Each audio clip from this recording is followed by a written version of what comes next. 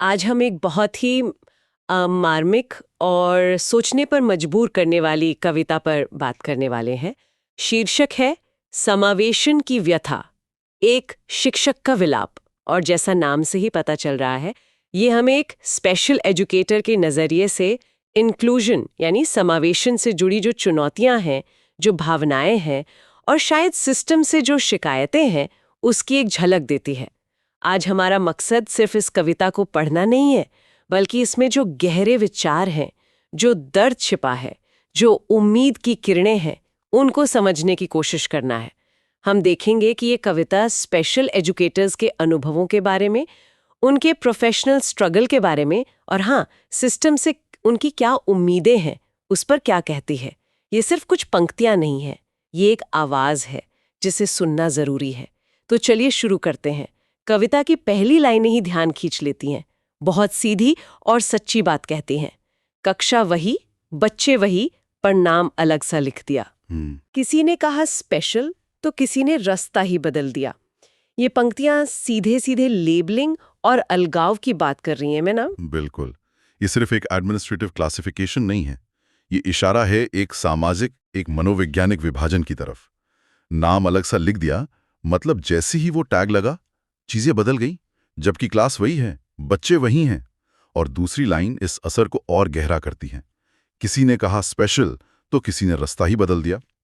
यहां स्पेशल शब्द हो सकता है कहने वाले का इरादा अच्छा हो, पर कविता का भाव बताता है कि नतीजा तो अलगाव ही हुआ। रास्ता बदल देना ये बड़ा पावरफुल इमेज है। ये सिर्फ फिजिकल दूरी नहीं है। हाँ, ये मानसिक दूरी भी हो सकती है, सामाजिक भी। बिल्कुल, और प्रोफेशनल दूरी भी।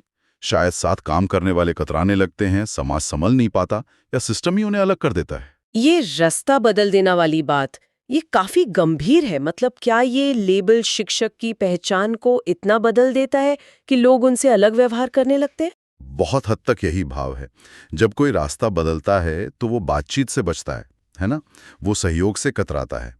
तो ये शिक्षक के लिए एक अदृश्य दीवार जैसी बन जाती है। वो अपने ही काम की जगह पर अलग थलग महसूस कर सकते हैं। और इसी फीलिंग को अगली पंक्ति और पुख्ता करती है, जो बहुत दर्द भरी है। क्यों अपने ही देश में अपने होने के सबूत पड़ें? ये सिर्फ प्रोफेशनल आइडेंटिटी का संकट नहीं है, ये एक तरह से एग्जिस्टेंस का सवाल उठा रही है। अपने होने के सबूत, ये लाइन बहुत भारी है। हाँ, मतलब अपनी ही जगह पर, अपने ही सिस्टम में अपनी काबिलियत का, अपने वजूद का प्रूफ क्यों देना पड़ रहा है?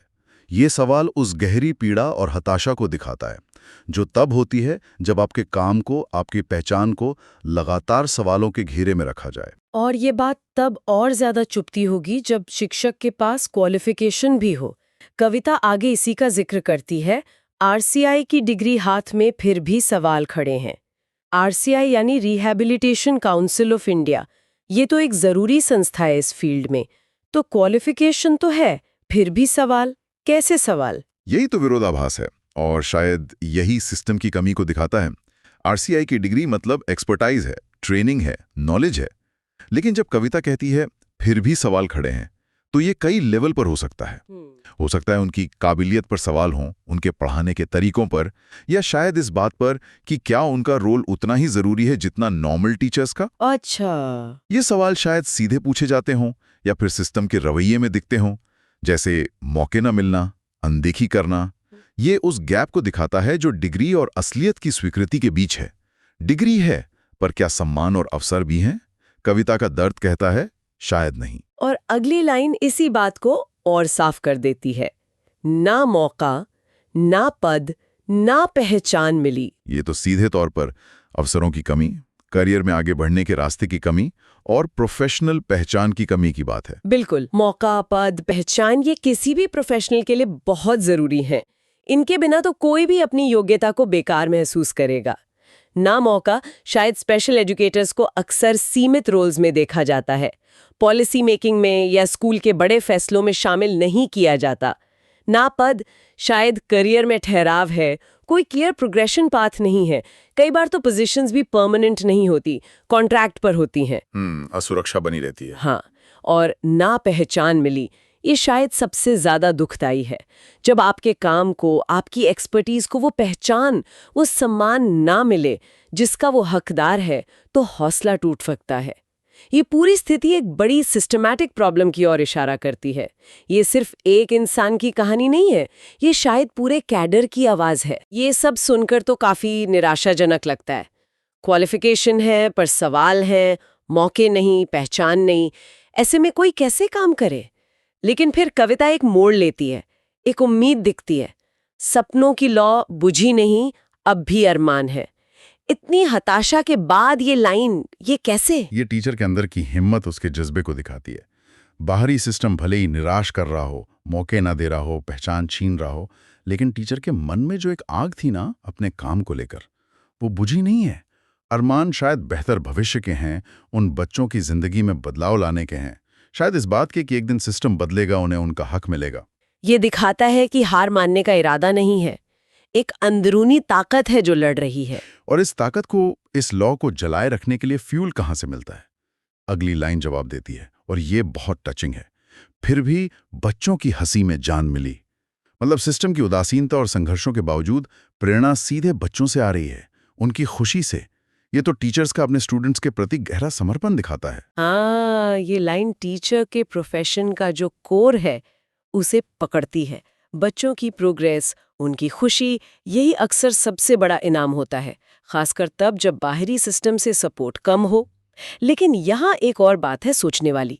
जब कोई प्रोफेशनल अपनी प्रेरणा का अकेला सोर्स अपने काम के लाभार्थियों, मतलब यहाँ बच्चों को बना लेता है, तो ये उसके समर्पण को तो दिखाता है, पर ये सिस्टम की नाकामी भी है। अच्छा, ये कैसे? देखिए, आइडियली तो मोटिवेशन अंदर से भी मिलनी चाहिए, यानी बच्चों से जुड़ाव, और बाहर से भी सिस्टम से सपोर्ट, पहचान, मौके। जब बाहरी सोर्स लगभग खत्म हो जाते हैं तो सारा बोझ अंदरूनी सोर्स पर आ जाता है। ये तारीफ के काबिल तो है, पर क्या ये लंबे समय तक चल सकता है? ये एक सवाल है। क्या सिर्फ बच्चों की हंसी के सहारे कोई टीचर बिना पहचान और मौकों के काम कर सकता है? कविता ये सवाल भी उठाती है। ये बहुत जरूरी पॉइंट है। पर्सनल पैशन कब तक सिस्टम की कमियों का बोझ उठाएगा? और ये तनाव कविता में आगे और साफ होता है जब बात पॉलिसी और जमीनी हकीकत पर आती है। कविता कहती है, हर स्कूल में जरूरत है, NEP भी यही कहती। यहाँ नेशनल एजुकेशन पॉलिसी का जिक्र है जो इंक्लूसिव एजुकेशन और स्पेशल एजुकेटर्स की जरूरत पर जोर देती है। तो पॉलिसी लेवल पर तो जरूरत पहचानी गई है। बिल्कुल, पॉलिसी लेवल पर, कागजों पर इंक्लूसिव एजुकेशन एक आइडियल है। NEP 2020 भी इस पर जोर देती है।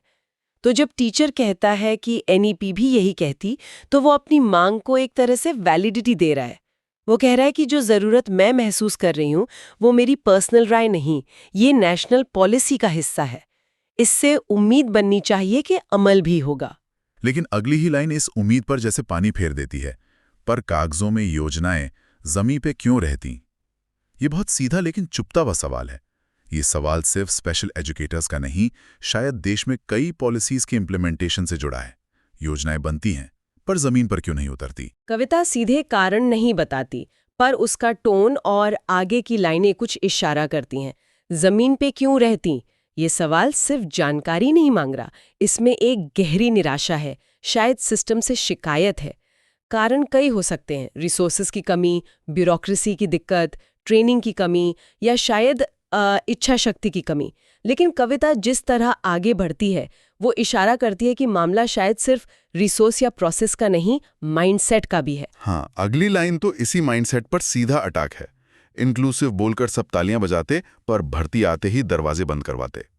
ये लाइन तो बहुत कुछ कह रही है। इंक्लूसिव बोलना, उस पर तालियां बजवाना, ये तो हो गया पब्लिक शो। लेकिन भर्ती आते ही दरवाजे बंद करवाना, ये उस शो के पीछे की असलियत दिखा रहा है। कैसे दरवाजे बंद होते होंगे? ये दरवाजे बंद करवाना कई तरह से हो सकता है। स्पेशल एजुकेटर्स के लिए परमानेंट पोस्ट ही ना बने, या अगर पोस्ट निकले भी तो भर्ती प्रोसेस इतनी मुश्किल या नॉन ट्रांसपेरेंट हो कि काबिल लोग भी बाहर रह जाएं। हो सकता है स्कूलों में उनके लिए सही रिसोर्स या माहौल ही न हो जिससे वो असरदार ढंग से काम ना कर पाएं, या ये भी कि उन्हें मेन स्ट्रीम एक्टिविटीज़ और फैसलों से अलग रखा जाए। मतलब दरवाजे फिजिकली नहीं पर सिंबॉलिकली बंद कर दिए जाएं।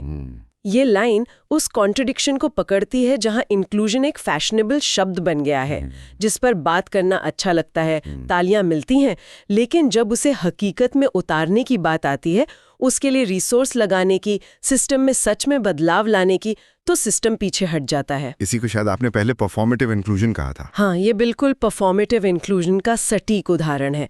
मतलब सिर्फ दिखावे का समावेशन, उसकी भावना को अपनाए बिना। तालियां बजाना आसान है, पॉलिसी बनाना भी शायद उतना मुश्किल नहीं, लेकिन अपना माइंडसेट बदलना, अपने इंस्टीट्यूशंस को सच में इंक्लूसिव बनाने के लिए ठोस कदम उठाना, वो शायद ज़्यादा मुश्किल है। कविता का दर्द इसी खोखलेपन से निकलता है, जहां कहने और करने में बहुत बड़ा फर्क है। तो इस पूरी चर्चा के बाद इस छोटी लेकिन बहुत गहरी कविता से हम क्या मुख्य बातें समझ सकते हैं? ये साफ है कि ये सिर्फ एक टीचर का पर्सनल दुख नहीं है, ये एक सिस्टमिक इशू पर एक पावरफुल कमेंट्री है। बिल्कुल। पहली बात, ये कविता स्पेशल एजुकेटर्स के गहरे इमोशनल और प्रोफेशनल स्ट्रगल्स को सामने लाती है। पहचान का संकट, क्वालिफिकेशन के बावजूद अनदेखी, मौकों की कमी।